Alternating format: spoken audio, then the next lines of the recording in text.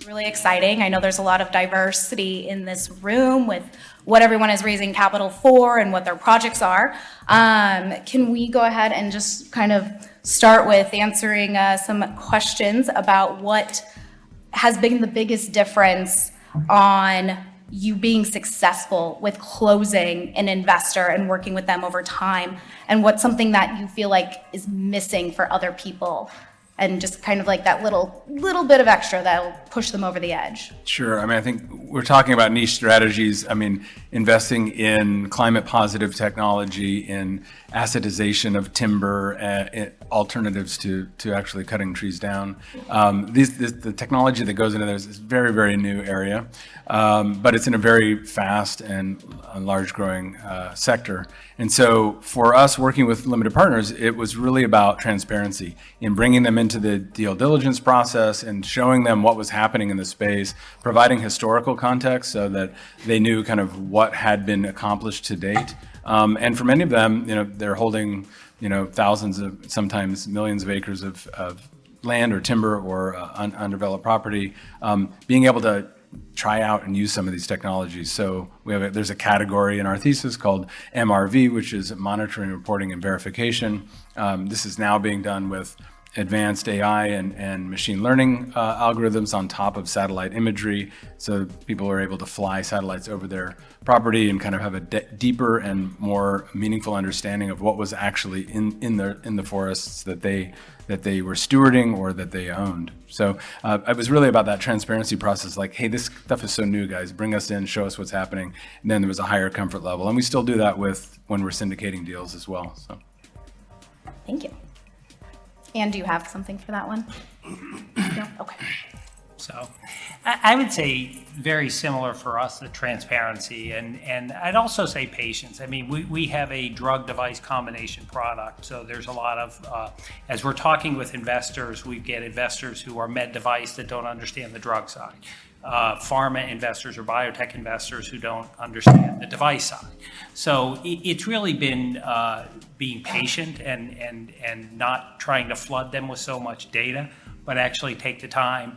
And one of the earlier panels today, one of the individuals mentioned that when they look at an investment, they do their own diligence, and that's what we found is to not try and overdo the data up front, but give, speak to what are the key points, and then, work with investors to go through that diligence process.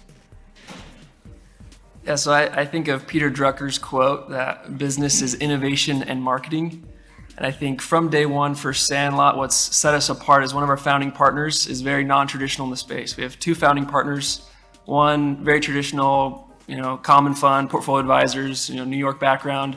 Our other partner, Casey Baugh, he was in door-to-door sales his whole career, became extremely wealthy, getting equity in a company called Vivint Solar. I'm sure a lot of you have heard of it. Maybe you have Vivint Smart Home Security on your home. And so he had invested personally in about 15 different funds when we started Sandlot. And since then, we've raised $500 million in 3 years, which is pretty crazy for Utah at least. And what I think has made the difference is that innovation marketing and how we treat our clients. He comes into it from a client-facing perspective, where I think some of that can be lost. And what I mean by that is thinking, how can we make it convenient and easy for investors? So we deal with 700 LPs, ranging from billionaire clients who are investing $30 million a pop, and they've done $100 million, to retail clients who are doing $100,000 per investment. And we treat them the same in the sense of we want it to be world-class. We want them to have, think of subscription agreements. Probably, if even you have been LPs in a fund or in an investment, the subscription agreement is probably the worst part of the investment. Takes you probably an hour to fill it out and figure out what are they asking for. We have a process and we've built out automation so that it pre-fills for investors. They can review it as long as they want. If they want to spend an hour, or if they just want to click through and sign in 2 seconds, they're done. Things like that, experiences, events. Most of our management fee goes back to the investors in the form of those events and experiences. And so I think innovation in marketing and focusing on how to make it the best experience for them in the marketing materials they provide and the experience they have as an investor. Right. Like I said, Davinci is a financial services company. So we're basically a finance and technology company. Myself, I've been always fascinated by how technology shaped the world. And it started when I was 9. So I landed in France. I was 7, and I started programming at 9. So I couldn't even speak French at that time, and I could literally talk to the machine. So now this guy, the guy who's talking now, is leading Davancy right now. It's been appointed as a CEO of the company, and we actually managed to put together a wonderful team, not only on technology but also on finance. Some of them are here, by the way, so you can talk to them. I think mainly, I mean, what gives us an edge over other companies in the world, it's basically, I mean, we're truly financiers who are very, very passionate about technologies. And we want to make an impact. Talking about Web3, it's not so much just about technology. I mean, what gives us an edge over everyone else is the comprehension of how things are going and be able to foresee the future, basically.